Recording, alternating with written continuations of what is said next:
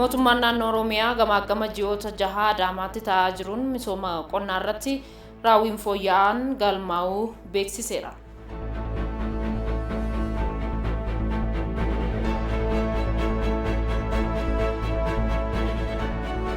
Bulchiinsa magaalaa Finfinnee fi mootummaa federaalaa dabalatee deeggarsi qaamolee garaa garaan naannoo Tigraayiif taasifamu itti fufuun himameera.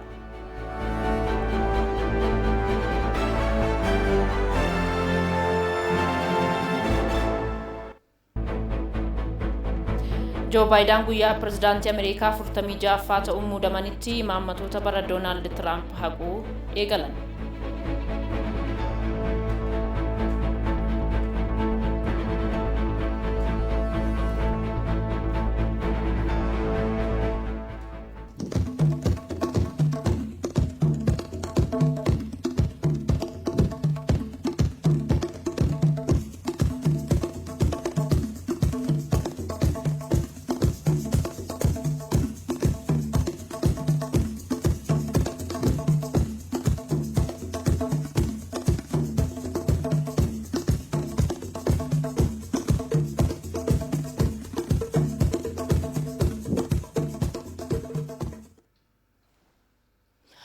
Akkam jirtu kabajamtoota daawwattoota keenya televezyiinii Itoophiyaa irraa oduu yeroo kanaaf qabanneen isinitti himaa oduu waliin Anabaabamaa Mootii turtiin keessan waliin haa ta'u. Hidhattoota humna garee Abuutii hoogganuun waraansisaa kan turan keessaa Meejar Jeneraal Mohammed Isaa fi Birgaadeer Jeneraal Mulgeetaa Barhee harka kennatan. Hooggantoonni waraanaa kunneen soorama erga bahanii booda gara garee Abuutitti makamuun hidhattoota naannichaa lolaaf qopheessaa akka turan Daayirekteerri olaanaan Indoo Keetrinii Raayyaatsaa Meejar Jeneraal Mohammed Tasammaan ibsaniiru. Garichi Raayyaatsa biyyaa kutaa kaabaa irratti tarkaanfii wayita fudhatu Meejar Jeneraal Mohammed Isaa fi Birgaadeer Jeneraal Mulgeetaa Barhee qindeessitoota olaanoo kanneen turan ta'uus himeera.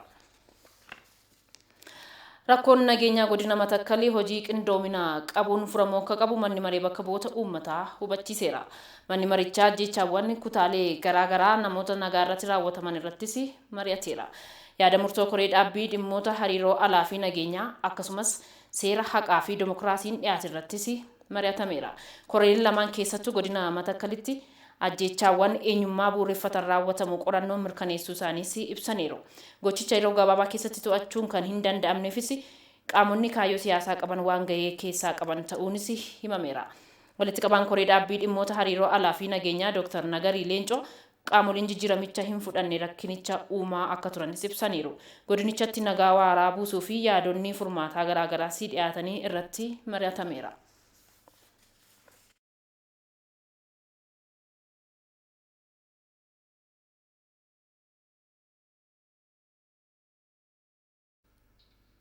Manni maree bakka bu'oota uummataa walgahii idilee har'aa taa'een muudama miseensa boordii tajaajila oduu Itoophiyaa raggaasiseera. Haaluma kanaanis Dr. Abrahaam Balay walitti qabaa, Dr. Biqilaa Hurrisaa miseensa, Obbo Xaahir Mohammed miseensa, Profeesara Gargaaraa Makuriyaa Makaashaa miseensa, Aadde Saharallaa Abdullaahii miseensa, Obbo Abinnet Zarfuu miseensa yoo ta'an, Obbo Sayifuu Darribee barreessaa miseensa boordii tajaajila oduu Itoophiyaa ta'uun muudamaniiru.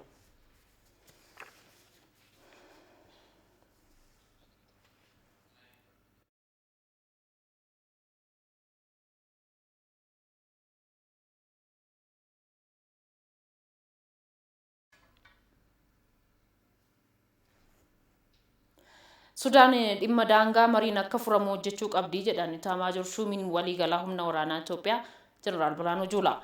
Jeneraal Biraanuu Juulaa haala yeroo irratti tajaajila oduu Itoophiyaa waliin taasisaniin gochaa Sudaan daangaa irratti raawwataa jirtu fedhii qaama sadaffaa ta'uu dubbatanii jiru. የኛ የውስጥ ጉዳይ መፈጠር ምቹ ሁኔታ ነው። ራሷ የሱዳን መንግስት haalli keessoo keenyatti uumame haala mijaawaa uumeefii jira. Ciminni mootummaa Suudaan laafuunis sababa lammataati. Sababoota kanaan qaamni sadaffaan kaayyoo isaatiif itti fayyadamaa jira. Suudaaniin Itoophiyaa wajjin walitti buusuun marii hidha haaromsaa irrattis Suudaan isaan wajjin akka dhaabbattu carraaqqii taasifamuudha. Waan itti yaadamee hojjetameedha. Kanaafuu gareen Suudaan tokko qaama sadaffaadhaaf waraanuudhaaf dhufee jira jechuudha. ስለዚህ ለሶስተኛ ወገን ለመዋጋት የመጣ የሱዳን ክንፍ አለ ማለት ነው። dhimma nageenyaa Matakkal wajjin wal qabatee hojiin shiftaa fi uummata gargar baasuu hojjetamaa akka jiru himanii jiru. ብዙ ጊዜ ይፈጠር ነበር ግን በውይይት ይፈታ ነበር yeroo baay'ee ni uumama ture garuu mariidhaan furamaa ture hundumtuu iddoo turetti deebi'uun seeraa fi mariidhaan furamaa ture amma qaamni sadaffaan waan itti dabalameef rakkisaa ta'e keessoo keenya jeeqanii wal nu nyaachisanii olloota keenyaan walitti nu buusanii karaa isaan barbaadanitti akka dhufnu gochuuf yaalaa jiru nuti ammoo keessa seennee kaayyoo isaanii milkeessuuf hin qabnu mootummaan Itoophiyaa Suudaan wajjin mari'achaa jira nutis raayyaa ittisa biyyaa isaanii wajjin dubbachaa jirra dhiheenyas isaan wajjin walgahii qabna kun kiyyoo Suudaaniifis nu'iifis kiyyeeffame waan ta'eef akkamitti furra jennee mari'achaa jirra. ይሄ ለኛ ለሁለታችንም ለሱዳንም ለኛም የተፈጠረ ወጥመድ ስለሆነ ይሄ ወጥመድ እንዴት አድርገን መፍታት አለብን ብለን dhimma nageenyaa Matakkal wajjin wal qabatees hojiin shiftaa fi uummata gargar baasuu hojjetamaa akka jiru Jeneraal Biraanuu Juulaa himanii jiru. ለሽፍታ መረጃ የሚሰጥ ሳይሆን ጸረ ሽፍታ የሚሰራ መዋቅር ተደርጎ መደራጀት አለበት። caasaa shiftaaf odeeffannoo kennu osoo hin taane kan farra shiftaa ta'e gurmeessuun barbaachisaadha yoo xiqqaate uummanni bakka jirutti akka of eegu achi booda shiftaan carraa uummatatti seenuun yoo dhabe uummata keessaa ni baha uummata keessaa yoo bahe bosona keessatti qaamni nageenyaa barbaadee barbadeessuu ni danda'a amma bifa kanaan hojjetamaa jira diinni rukutamaa jira uummataa fi shifticha gargar baasuun hojiin hojjetamaa jira waliigalteenis jira kanneen karaa nagaatti deebi'aa jiranis jiru. Murna TPLF wajjin wal qabatee ammaa booda TPLF sadarkaa deebi'ee ka'uu hin dandeenye ga'uusaa irratti lammataan bayyaannate akka hin kaanes himanii jiru. ጋንታ የሚባለው 30 ሰው ያለው አንድ ኮማንደር ያለው ኃይል ነው። ትንሹ የውጊያ አደረጃጀት እሱ ነው። gaantaa kan jedhamu humna nama 30 fi koomaandara tokko qabudha gurmaa'insi waraanaa xiqqaan isa kanadha amma isaan sadarkaa kanatti hin jiran hoggantoonni isaanii mana qonnaan bulaa fi holqatti dhokatanii jiru amma booda qabsaa'anii ni dhufu jedhee namni yaadu nama addunyaa dhugaa keessa jiru miti. የፕሮፓጋንዳ ሰው በገሃዱ ዓለም ያለ ሰው አይደለም። ቦርዲin filannoo biyyaalessaa jijjiirama teessoo fi naannoo filannoo naannolee fi bulchiinsa magaalotaa kan hin fudhanne ta'uu beeksiseera. Teessoo fi naannoon filannoo akka jijjiiramuu fi bulchiinsi magaalaa Finfinnee, bulchiinsi mootummaa naannoo Affaar, naannoon Kibbaa fi bulchiinsi mootummaa naannoo Gaambeellaa gaafataniiru jedhameera. Akkaataa labsii filannoo galmee paartilee siyaasaa fi naamsa filannootiin gaaffichi fudhatama akka hin qabnes boordichi beeksiseera. Sababni isaas teessoo fi naannoo filannoo jijjiiruun kan danda'amu galmee kaadhimamtootaa baatii 6 dursee yoo dhiyaate akka ta'uu qabu tumamuu boordichi ibseera. Haaluma kanaanis gaaffichi galmee kaadhimamtootaa baatii 6 dursee kan hin dhiyaanne ta'uu isaatiin jijjiirraa teessoo mana maree fi naannoo filannoo kan hin keessummeessine ta'uu boordichi beeksiseera. Boordiin filannoo biyyaalessaa marsaa 6ffaa haaluma filannoon biyyaalessaa bara 2007 gaggeeffameen baay'ina teessoo fi naannoo filannoo tureen kan raawwachiisu ta'us ibseera. Boordiin filannoo biyyaalessaa Itoophiyaa filannoo marsaa 6ffaa biyyattii caamsaa 28 bara 2013 kan bulchiinsota magaalotaa Finfinnee fi Dirree Dhawaa waxabajjii 5 bara 2013 kan gaggeeffamu ta'uu beeksisuun isaa kan yaadatamudha.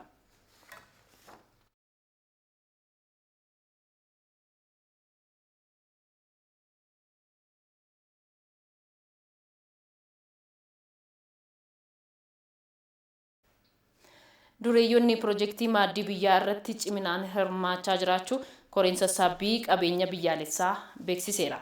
Sagantaan irbaataa hojii piroojeektichaa fi ministeera muummeetiin qophaa'ee torbaan dhufuus ni raawwatama jedhameera. Gabaasa tajaajila Itoophiyaa Abduu Naasir Jamaaltu qindeesse.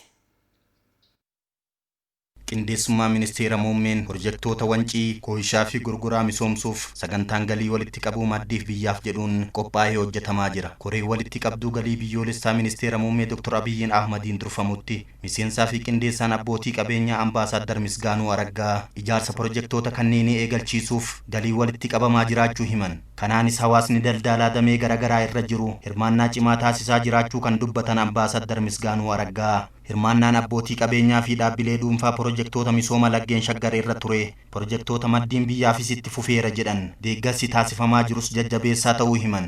በሸገር ላይ የሚታየው ተሳትፎ hirmaannaa fi deeggarsi pirojektoota misooma laggeen shaggar irratti mul'ate pirojektii maaddii biyyaan itti fufuun bareedaa ta'eera.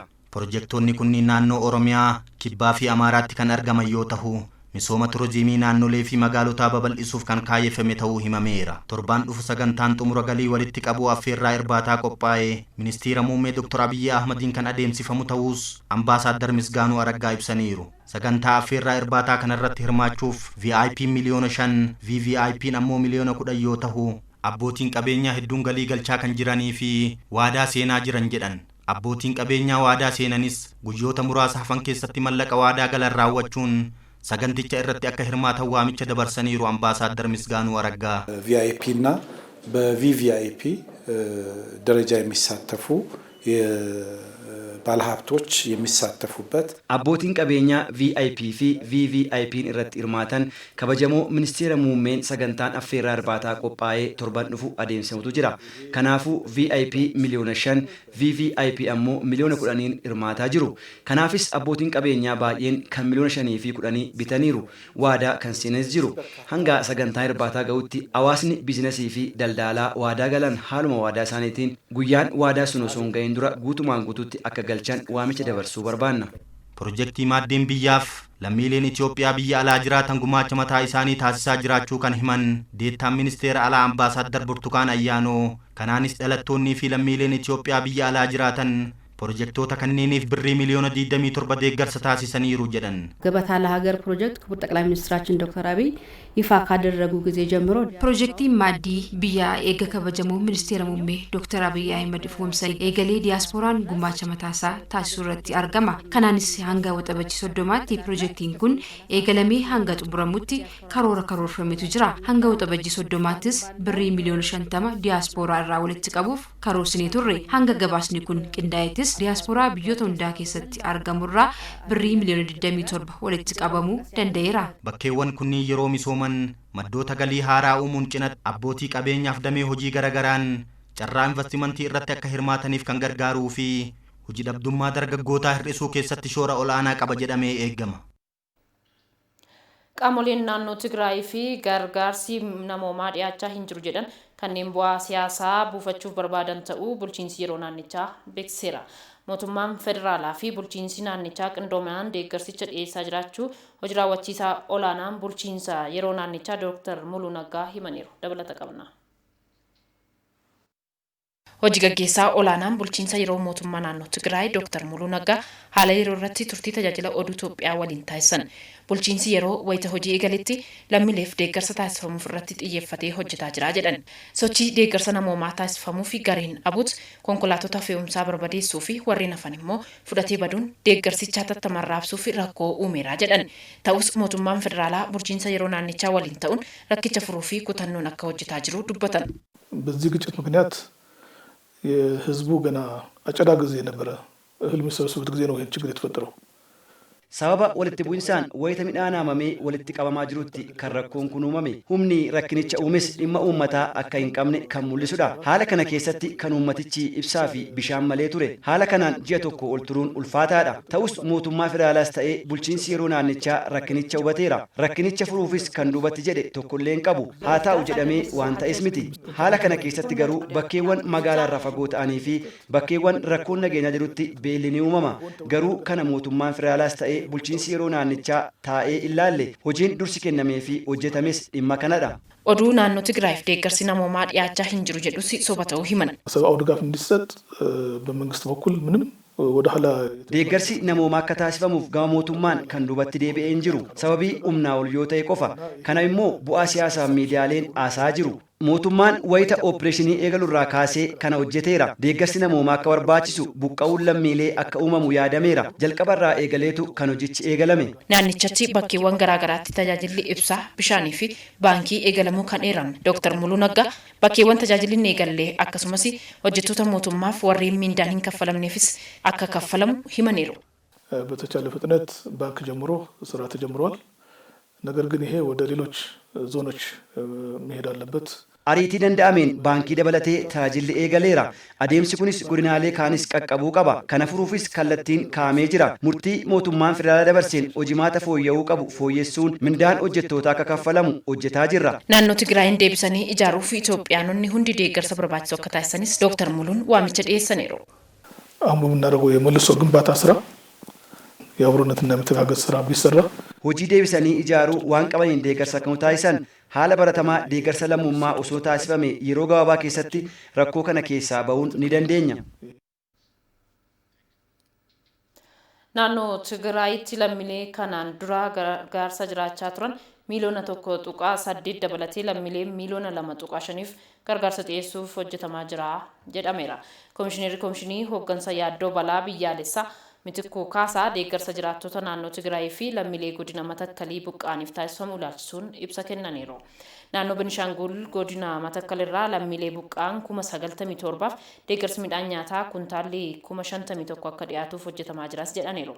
Naannoo Tigraayiin wal qabatee lakkoofsi gargaaramtootaa qaamolee garaagaraan ibsamaa ture mootummaadhaan kan hin mirkanoofne ta'us ibsaniiru. Komishineerri Mitikuu Kaasaa ibsa kennaniin midhaan kuntaalli 300,000 ol kuusaa keessa jiraachuu himanii jiru.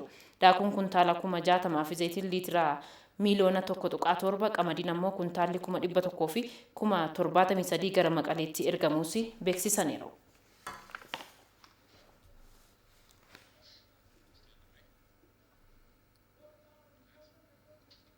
Bulchiinsi magaalaa Finfinnee lammiilee naannoo Tigraay sababa rakkoo nageenyaan miidhamanii fi deeggarsa midhaan nyaataa gumaacheera.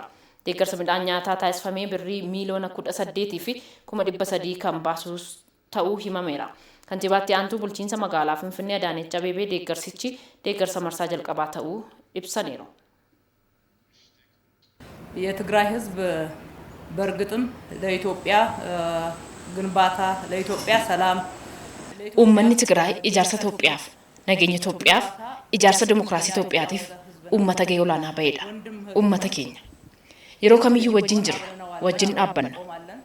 Gochi badii gareen abuut miidhaa irraan gahe, miidhaan nurras gahe ta'uu yaanne, isaan cinaa dhaabbachuu keenya, isaan wajjin ta'uu keenya, waan barbaachisu hundaan kan wal gargaaruu fi kan waliin dhaabbannu ta'uu keenya, uummata yeroo kamiyyuu gargar hin baane ta'uu keenya kennaa agarsiisudha. የምንረዳዳና የምንቆም መሆናችንን ምን ጊዜ ማንለያይ ህዝብ መሆናችንን ማሳያ Gocha badii gareen abuutu uummata irratti raawwateen lammiileen lakkoofsaaf saaxilaman gargaaruun gara fuula duraattis cimee itti fufuu himanii jiru. ይሄ ስጦታ የመጀመሪያው ነው የሚሆነው የምንልበት ዋናው ምክንያት kennaan kun isa jalqabaa ta'a. Sababni jennuuf deeggarsichi itti fufiinsaan waan barbaachisuuf. Murni abuut waajjiraalee mootummaa irratti badii geessee akka barbadeesse odeeffannoon nu gaheera. Kana iddootti deebifnee sirreessuun itti gaafatamummaa bulchiinsa yeroo Tigraayiif qofa dhiifamu waan hin taaneef akka bulchiinsa magaalaa Finfinneettis uummata dhaabbilee mootummaa fi miti mootummaa garaagaraa wajjin ta'uun hojii gargaarsa walitti qabuu jalqabnee jirra. Ammaaf kana ergine. Yerootti aanuttis hojii deeggarsaa kan hojjennu ta'a. Deeggarsa midhaanii har'a walitti qabame kana yeroon uummata biraan gahuu qofa osoo hin taane isaa wajjin jiraachuu keenya haala agarsiisuun ergaa keenya akka geessistan imaanaan jedha.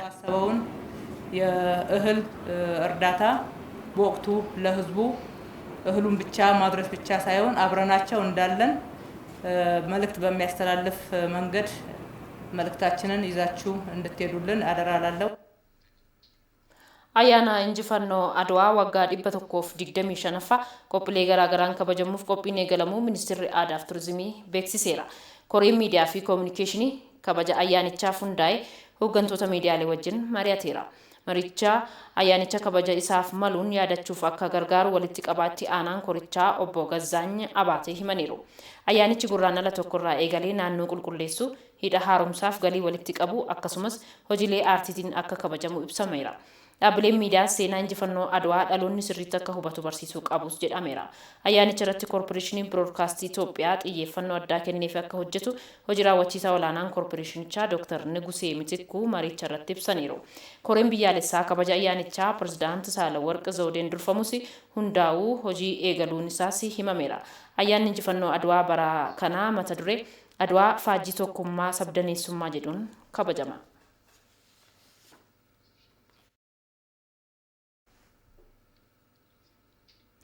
Sochiin investimentii yeroo ammaa naannoo Oromiyaa keessa jiru abdachiisaa ta'uu Komishinii Investimentii Oromiyaa beeksiseera.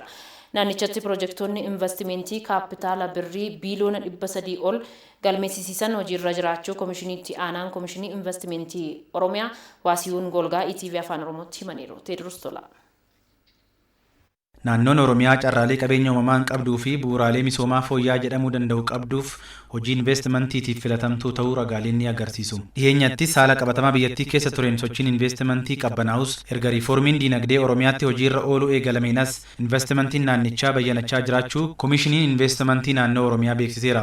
Koomishinara itti aanaan koomishinichaa Waasii Hungolgaa qonnaan bulaa gara hojii investimantiitti galchuun dureeyyota alaa 450 caalan simachuun danda'ameera jedhan. Egaa akka naannoo keenyatti bara 2012 keessatti gara piroojeektii investimentii 1600 qonnaan bulaan horsiisee bulaan akka simatu taasifameeti jira. Bara kana bara 2013 gara piroojeektii 4285 kan ta'u simanneeti kan jiru. Kana keessatti qotee bulaan gara 3519 kan ta'u dargaggoonni waldaa himaataadhaan kan ijaaraman gara 316 akkasumas immoo abbaan qabeenyaa biyya keessaaf ala gara 450 kan ta'u simatameeti kan jiru. Keessumaa tajaajila si'ataa magaalotaa fi godinaaleetti kennamaa jiran fooyyessuun investimentii biyya keessaa jajjabeessuudhaaf akka hojjetamaatii jirus himaniiru. Kan naannoo keenyatti kanaan dura qonnaan bulaan sochii investimentii keessatti lafa isaatu barbaadama malee qonnaan bulaan ofii isaatii misooma keessatti akka galu affeeramaan ture. Amma barbaadu sheeriidhaan barbaadu immoo lafa isaati irratti investimentii keessatti akka galu labsiin qotee bulaattiin jajjabeessuun liiziirraa bilisa karaa ta'een gara investimentiitti akka galu qotee bulaa jajjabeessuu keessatti dambiiwwan qajeelfamoonni labsiiwwan bahanii hojiirra oolaa jiran jiru. Hojii investimentii naannichaa caalmatti jajjabeessuufis gurmaa'insa damee investimentii Oromiyaaf xiyyeeffannoo guddaan kennamee hanqinaalee investoroota deeggaruu irratti turan fooyyessuufis hojii abdachiisaan hojjetamaa jiraachuu isaa koomishinara itti aanichi Waasii Hungolgaa ibsan.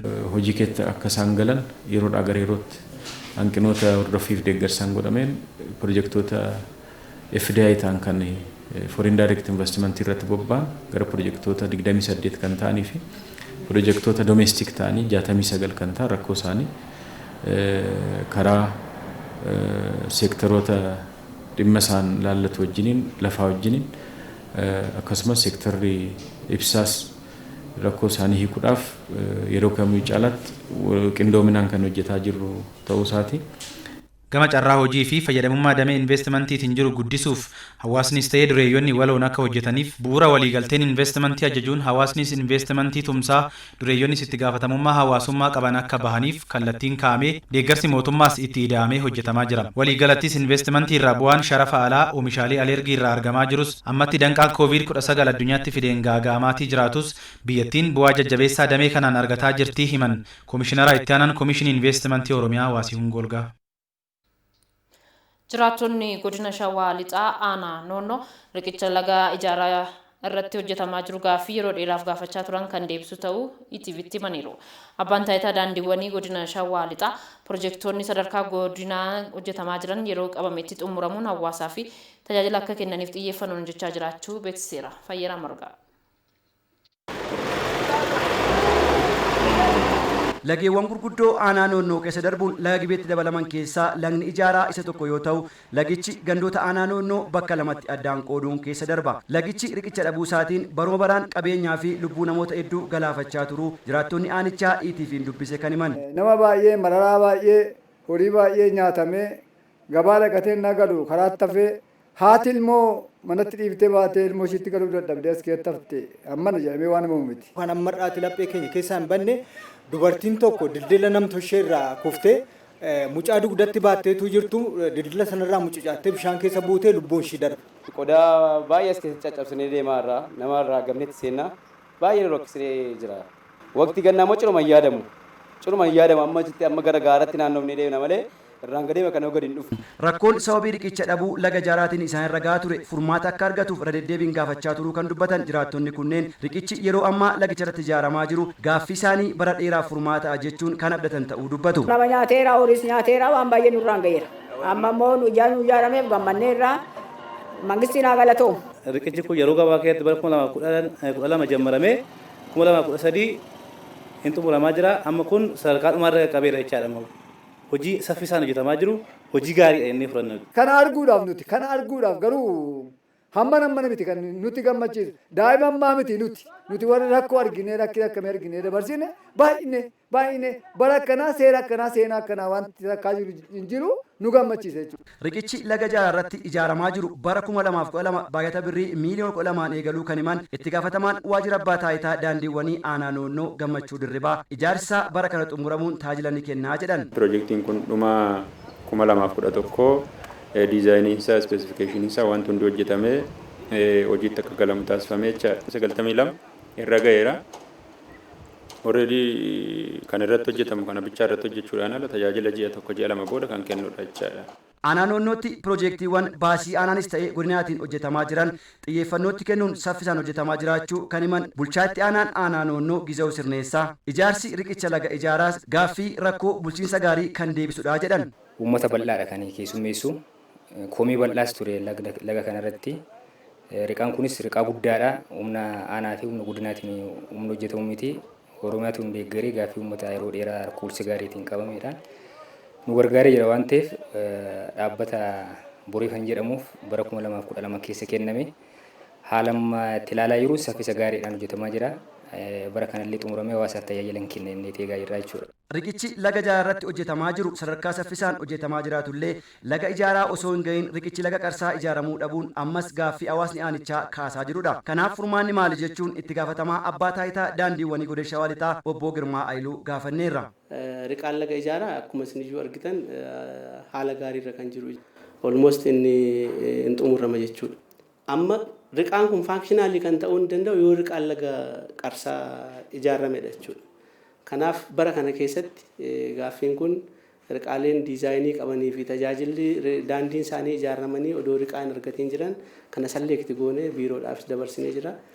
Kana baajeta bara kanaa keessatti yaa akka waliigalaatti akka biyyaatti akka naannootti jiru giddu galeessa godhatamee deebii kan argatu ta'a jechuudha. Aanaa noonnootti riqicha laga Jaaraan hojjetamaa jiruun alatti riqaan laga Silmiis baay'atuma godinaatiin ijaaramaa jiraachuu fi yeroo jedhametti xumuramuuf saffisaan hojjetamaa jiraachuu odeeffanneerra. Mootummaan naannoo Oromiyaa gamaa ji'oota 6 Adaamaatti ta'aa jiruun misooma qonnaa irratti raawwiin fooyya'aan galmaa'uu beeksiseera. Gamaagamichis guyyoota 3f tura jedhameera. Nuroo Amaanuu Dabalataa akka ta'anitti qindeesse. Gamagamni raawwii hojii mootummaa naannoo Oromiyaa ji'oota 6 darbanii magaalaa Adaamaatti gaggeeffamaa jira. Waltajjii kana irratti kan argaman pirezidaantiin mootummaa naannoo Oromiyaa obbo Shimallis Abdiisaa gamagamni hojii kun wantoota ijoo 5 irratti xiyyeeffatuun akka gaggeeffamu himaniiru. Agarsiistuuwwan mootummaa cimaa paartii cimaa sadarkaa gandaatti uumuu jennee qabanne sana aan maalirra jirraadha. Achi keessatti hanqinaalee jiran, ciminaalee jiran tokko lama sadii jennee ilaaluu danda'u nurra jiraata. Sadaffaan kan ilaalamu nurra jiraatu kallattiiwwan raawwii akkaataatti raawwannu kan keenya jira. Isa akkamitti hojiitti hiiknedha. Inni arfaffaa kana keessatti sirritti hooggansi keenya irratti mari'achuun irra jiraatu fi hojii keenya karaa fuulduraatiifis baay'ee murteessaa kan ta'e ciminaaf hanqina. Inni shanaffaa fi inni dhumaa itti quufinsa uummataati. Hojii hojjenne jennu kana hanqina isaa fi cimina isaa uummanni akkamitti ilaala? Gama kana irratti raawwiin kilaastara qonnaa fi misooma baadiyaa, raawwiin kilaastara misooma magaalaa fi raawwiin kilaastara hawaasummaa ji'aan darbanii dhiyaateera. Gama kilaastara qonnaa fi misooma baadiyaatiin raawwiin qamadii jallisii oomishuu irratti makaanaayizeeshinii qonnaa fi ashaaraa magariisaa irratti jiru gaarii ta'us gama oomisha dammaa, gama seeftineetii fi beeylada sanyii filatamaa diqaalomsuu irratti hanqinatu jira jedhameera. Sadarkaa pirezidaantiitti aanaatti qindeessaan kilaastara qonnaa fi misooma baadiyaa Oromiyaa Dr. Girmaa Amantee kurmaana dhufitti hanqinaalee kana furuu irratti xiyyeeffatuun akka hojjetan himaniiru. Gama hojiilee keenya qonnaatiin kan argine akka karoorfannetti kan hanqina qaba jennee ilaale tokkoffaa beellada wajjin ol qabate artificial insemination kan jennu sanyii qulqulluu dhiyeessuu wajjin ol qabate raawwiin keenya ji'a ja'a ammallee gara parsantii 50tti kan dhiyaatu irra jira kan karoorfanne raawwanne jechuudha. Kanaaf isa kana yeroo hafee jiru kana keessatti galmaan ga'uu qabna jennee kan keenya jira. Akkasumas misooma dammaa wajjin ol qabate inisheetiivii haaraa keessumaayyuu gaagura ammayyaa bal'inaan hawaasa keenya bira geenya jennee karoorfannee turre.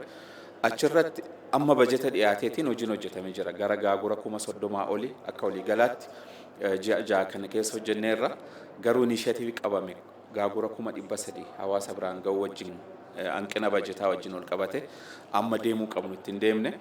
Gama kilaastara misooma magaalaan ammoo galii sassaabuu irratti carraa hojii dargaggootaa uumuu irratti raawwiin gaariin jiraatus aadaa hojii gad aanaan jiraatuu fi ilaalchi kiraa sassaabdummaa ammas rakkoo damee kanaatti jedhameera.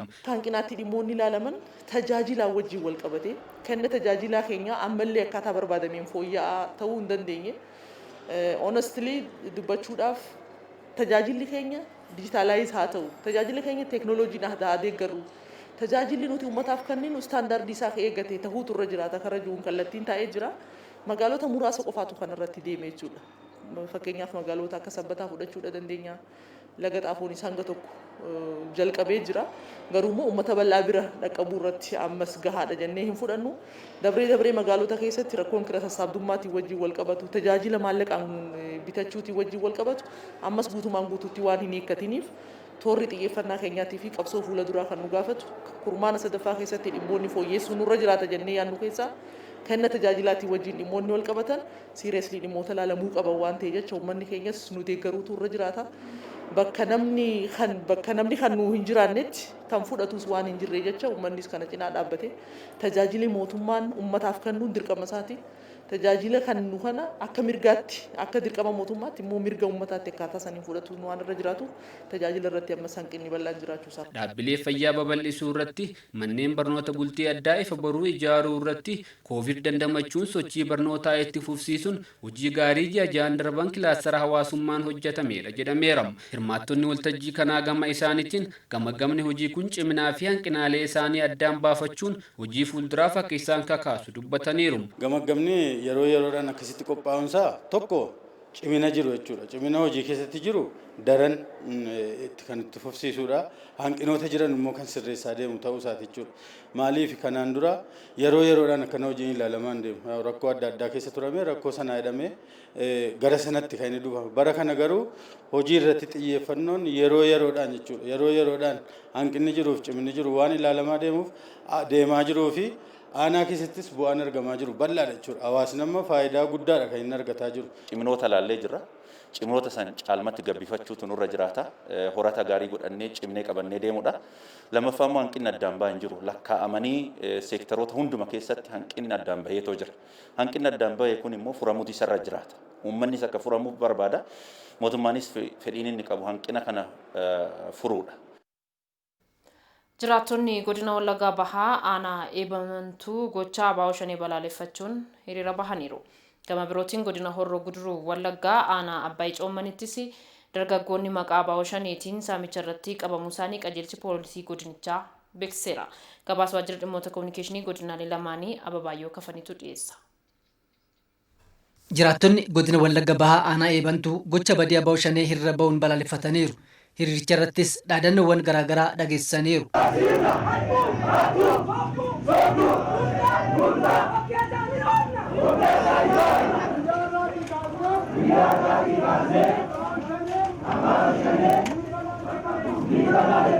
Namootni hiriira irratti argaman tokko tokkos gochi abaa'oo shaneen uummata irratti raawwatamu garichi uummata Oromoo akka bakka hin buune agarsiisa jedhaniiru. Lubbuu namaa balleessuu xiyyiitiidhaan qabeenya namaa kan saaman hundinuu nuun Oromoo wajjinii walitti dhufeenya hin qabanii bakka bu'umsa Oromoo ta'uu hin danda'an kan. Itti gaafatamaan waajjira bulchiinsaa fi nageenya aanichaa obbo Caalaa Fiqaaduu gochi badii abaa'oon shanee maqaa uummata Oromootiin uummata Oromoo irraan gahaa jiru kan balaaleffatamu ta'uu himaniiru. Aanaa keenya nageenya akka barbaachisu misoomni akka barbaachisu kallattii kamiin uummanni keenya waardiyyaa nageenya ta'e ofiisaa qabeenya isaa waliis akka eegu warra biyya gantee hattoota kana saamtota kana maqaa Oromootiin qabsaa uummata Oromoo ajjeesuun uummata Oromoo dararuun tokkummaa Oromoo diiguun akka dhaabbachuu qabu.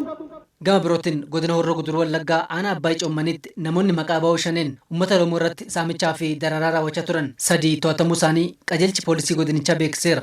Aanaa Abbaay Coommanitti dargaggoonni maqaa abaa'oo shaniitiin uummata saamaa fi dararaa turan kunneen eeruu hawaasni taasisanii fi qaamolee nageenyaatiin to'atamuu aanaa Abbaay Coommanitti gargaaraan inspektaraa Firoomsaa Oljiraa himaniiru. Maqaa abaa'oo shaneetiin mandara keessa jooranii uummata keenya gidirsaa kan oolan yaaddeessaa kan oolan yaaddoo kanaan qabamurra namni zoonii isaatiin ganda isaatiin waliif iyyee birmatee ofirraa dhorkoo qabu hattoonni mandara keessa yaatee maqaa abaaboo shaneetiin shanee soo ta'e hattu maqaa kan biraan qabu hin hatu hin saamu meeshaan qaban jarris abaaboo shanee jedhamee kan garuu kunis meeshaa guutuun qabu meeshaa guutuun qabanii muka soofaniiti kan isaan baatanii deemaa oolanii kan ammoo uummanni kan meeshaa qabu meeshaa isaatiin kan gajaraa qabu gajaraa saniitti yaa'utu irra jiraata. Dargaggootni muka bocanii meeshaa waraanaa fakkeessuun mana namoota irra deemanii nuti abaaboo shaniidha ofiin jecha meeshaalee waraanaa garaagaraa fi qabeenya namoota saamaa turanii fi amma to'annoo jala oolan kunniinis gocha badii isaanitti gaabboo himaniiru.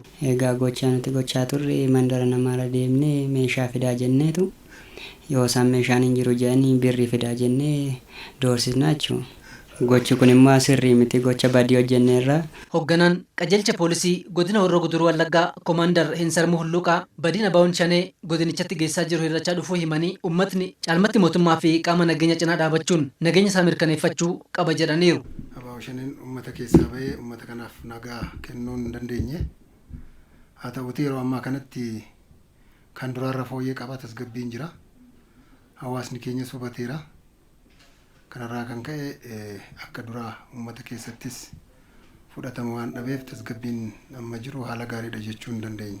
Biyya misoomaa kun mootummaa cinaa dhaabbachuun barbaachisaa. Qaama nageenyaa bira dhaabbachuun barbaachisaa.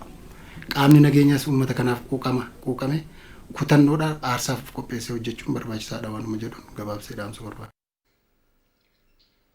Oduun keenya akkumatti fetti jira kabajamtoota daawwattoota keenya amma oduu maddiin alaarraa argannetti dabarra. Ministeerri dhimma alaa Zimbabwee dhibee vaayirasii koronaan du'aniiru. Ministeerichi Siboosii Mooyoo jeneraala humna waraanaa ta'uunis tajaajilaniiru. Bara 2017 Roobert Mugaabee aangoorraa buusuu keessatti gahee olaanaa akka bahatan ragaaleen ni mul'isu. Vaayirasii koronaan erga qabamanii booda hospitaala biyyattiitti wal'aanamaa turanis kaleessa lubbuun isaanii akka darbe himameera. Pirezidaantii Zimbabwee Emmerson Mnangagwa Zimbabween nama jiruu isaa guutuu qabsaa'aa fi ture dhabde jechuun gaddatti dhaga'ame ibsaniiru. Biyyattiitti kanaan duras ministeerri qonnaa vaayirasii koronaan lubbuun isaanii darbeera. Torbaan darbe Maalaawittis guyyaa tokkotti ministeeronni lama vaayirasichaan du'uun isaanii kan yaadatamudha.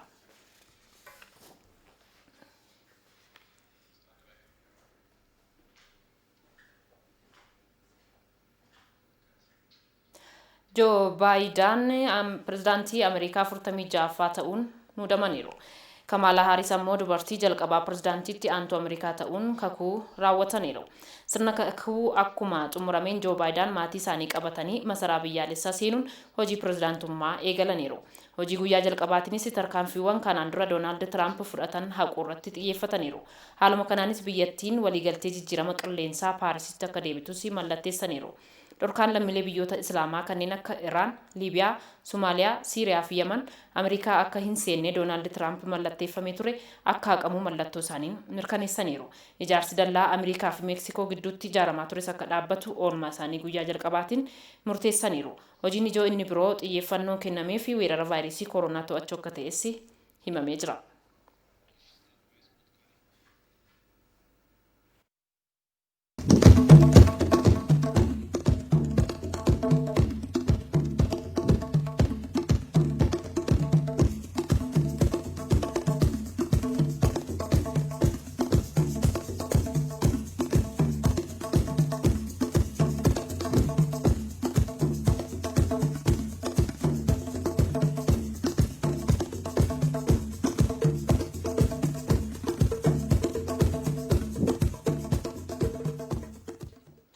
Daawwattoota keenya televezyiinii Itoophiyaa irraa oduu yeroo kana simbiraan geenyummaa sakkumatti fetti kan inni jiru amma immoo dabareen kan biizinii